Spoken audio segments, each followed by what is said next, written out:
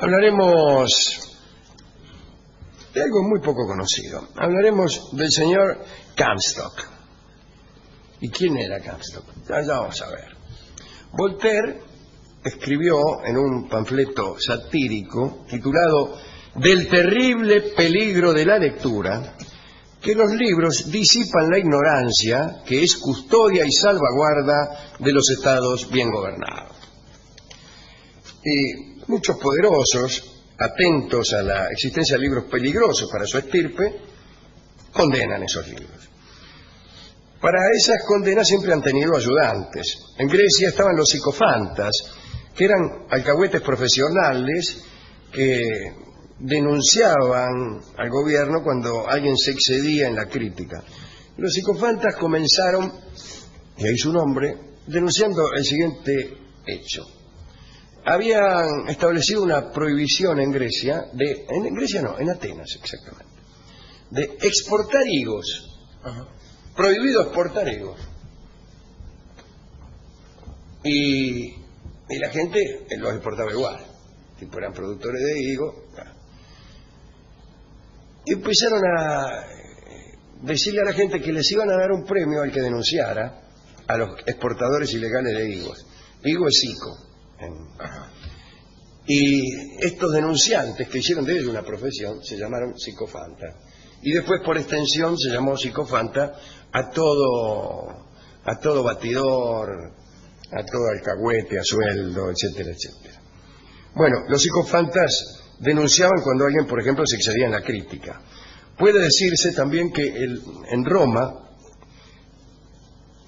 nació el puesto oficial de censor, fue instituido ya en la República, ¿no? Y durante 4 siglos los censores fueron magistrados que vigilaban la conducta de los romanos. Incluso llegaban a supervisar las obras artísticas. Y también hasta intervenían, ¿saben qué caso el censor? En casos privados de adulterio.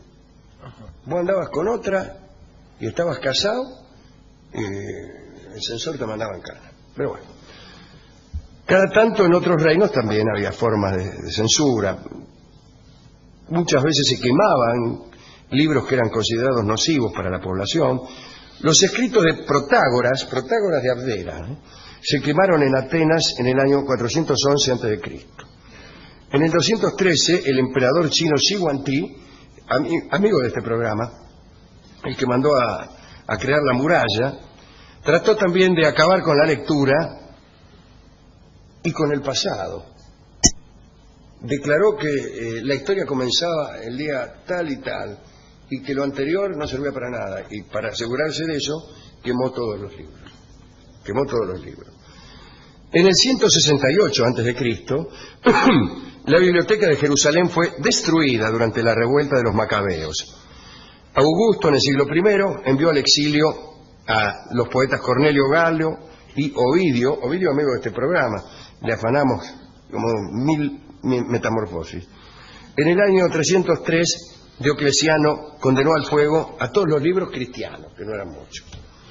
En 1559, el Tribunal del Santo Oficio de Roma publicó el primer índice de libros prohibidos para toda la cristiandad, el famoso Index, donde figuraban libros censurados, incluso figuraban antes de publicarse. No sé si antes de escribirse, pero probablemente. Esta lista de prohibición duró hasta 1966. En el Index aparecieron Stendhal, Víctor Hugo, Spinoza, Balzac, Flaubert, Voltaire, Descartes, Sartre, Rousseau, entre muchos otros. Seguramente Víctor Heredia también. Cuenta que este Index contribuyó a la costumbre de firmar libros con seudónimo.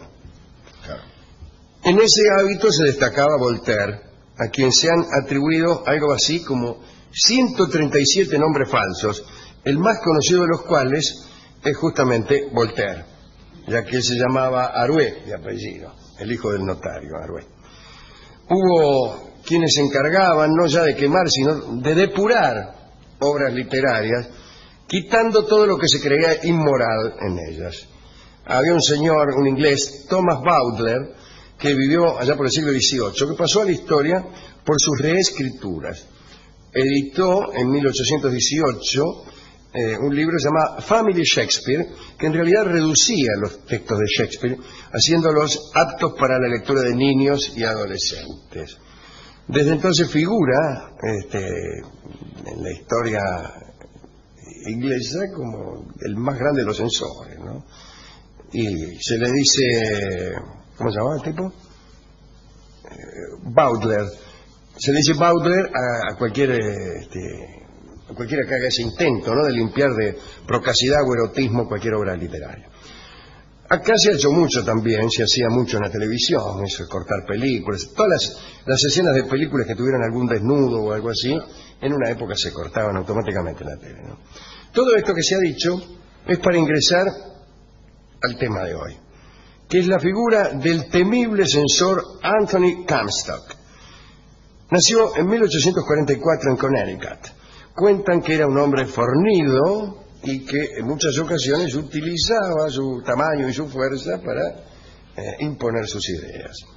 Comstock era pelado y dicen que tenía cuello de toro, una espalda tremenda, las piernas muy gruesas, algo así como un pato bica.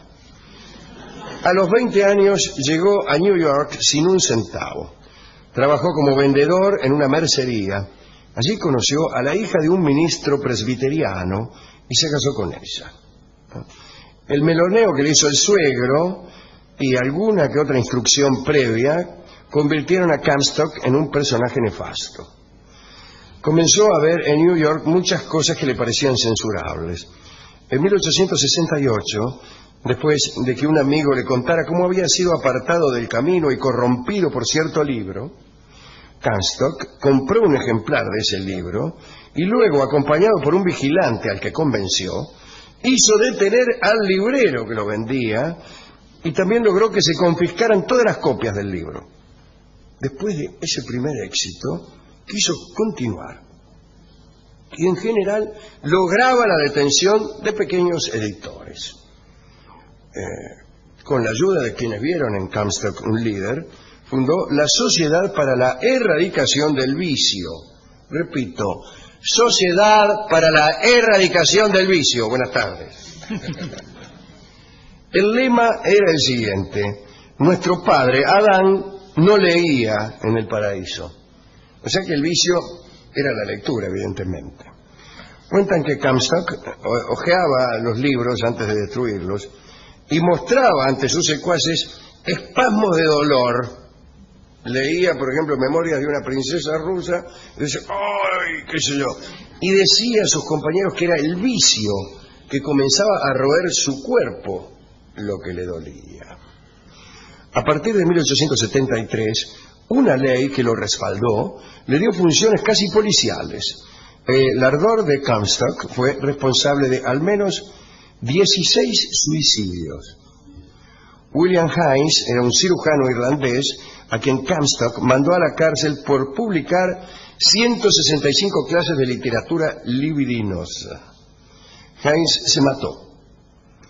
Poco después de esa muerte, Comstock se dirigía a tomar el ferry cuando, según él mismo dijo, una voz le sugirió que se dirigiera a casa de Haynes, y llegó en el momento en que la viuda estaba descargando de un carro de reparto las planchas para imprimir las clases prohibidas del marido muerto.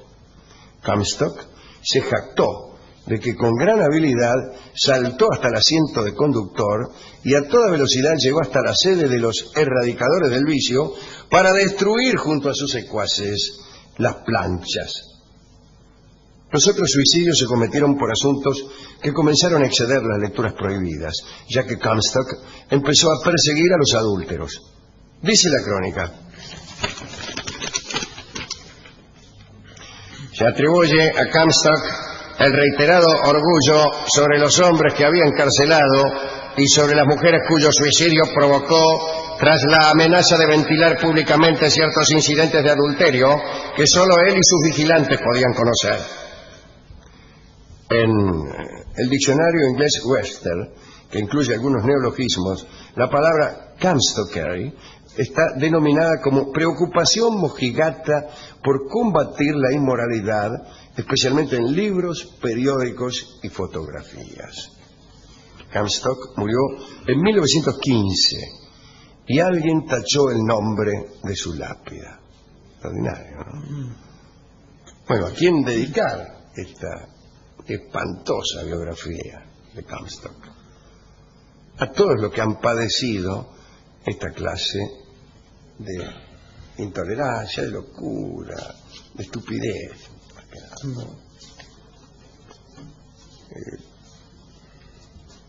Algún día hablaremos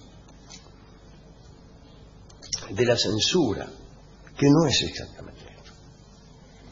Finalmente, lo que no es posible es la libertad absoluta pública.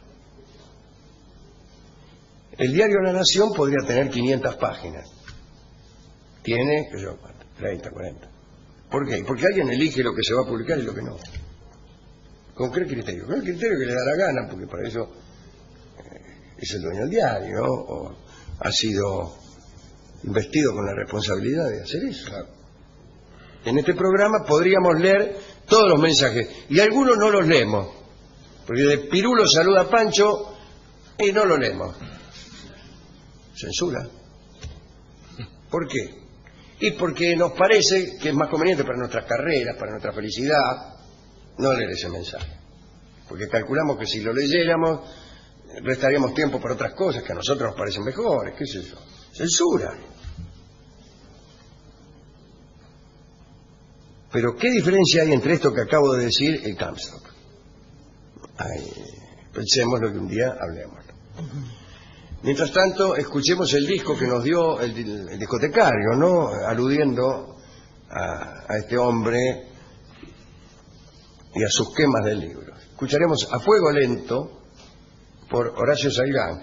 Quemar libros a fuego lento es difícil, porque el libro tiende el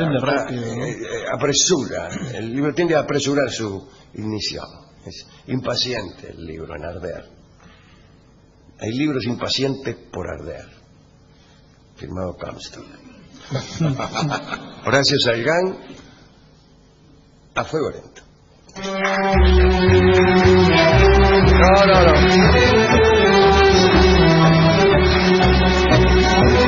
Ese tango se llama Yo te perdono, me parece. A ver. Bueno, anduvo Comstock por aquí, agarró el disco y dijo, no, señores. Pero vamos a hacer una experiencia. Sí, hasta que lo encontremos. Hasta que lo encontremos. No debe estar. Ponelo. Yo creo que eso ni siquiera era Salgán. Pero...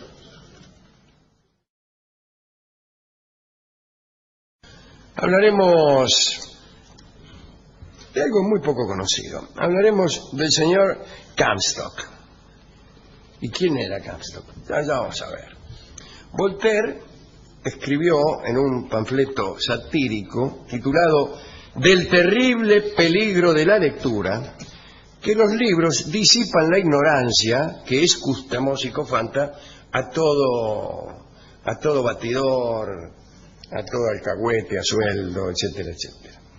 Bueno, los psicofantas denunciaban cuando alguien, por ejemplo, se excedía en la crítica. Puede decirse también que en Roma nació el puesto oficial de censor, fue instituido y la gente los exportaba igual, tipo eran productores de higo. Y empezaron a decirle a la gente que les iban a dar un premio al que denunciara a los exportadores ilegales de higos. Higo es psico. Y estos denunciantes que hicieron de ello una profesión se llamaron psicofantas. Y después, por extensión, custodia y salvaguarda de los estados bien gobernados.